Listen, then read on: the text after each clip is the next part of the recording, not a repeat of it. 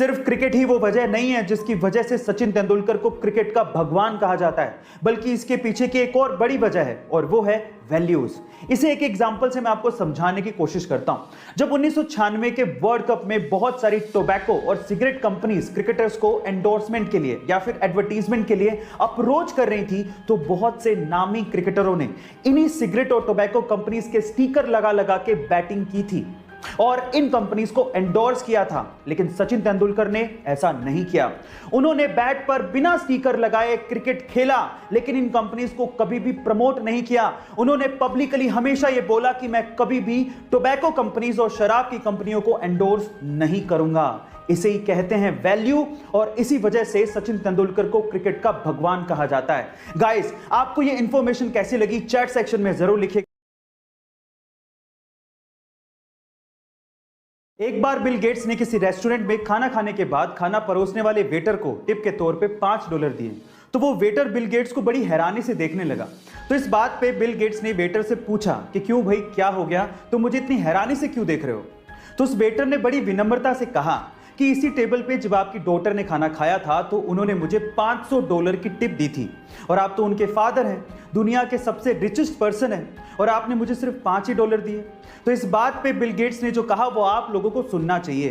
Bill Gates ने कहा कि उसके पिता दुनिया के सबसे अमीर आदमी हैं, पर मेरे पिता नहीं। गाइस, इसलिए कहा जाता है कि आप कितनी भी सक्सेस की ऊंचाइयां छू लें, आपको अपने पास्ट को कभी नहीं भूलना चाहिए, क्योंकि वही आपका सबसे अच्छा टीचर होता है। ऐसी अमेजिंग वीडियोस के लिए यूट्यूब पे हमारे चैनल को सब्सक्राइब कर लीजिए।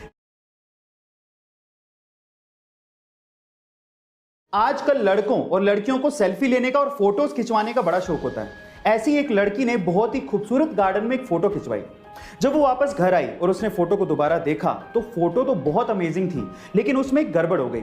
उसमें एक माली जो कि पौधों को पानी दे रहा था वो भी आ गया। अब उस लड़की ने अपने एक दोस्त जो कि एडिटर था उसको उस माली को हटाने को कहा, तो उस लड़के ने माली को तो हटा दिया, लेकिन साथ ही साथ उस पार्क की रौनक को भी खत्म कर दिया। अब एक उजाड़ से पार्क में लड़की खड़ी थी, ऐसी फोटो उसने बना दी। अब ऐसा करके उसने एक शानदार मैसेज देने की कोशिश की। गाइस, आपको इससे क्या सीख मिली चैट सेक्शन में जरूर लिखिएगा, और ऐसे अमेजिंग वीडियोस के लिए यूट्यूब पे हमारे चैनल को सब्सक्राइब कर लीजिए।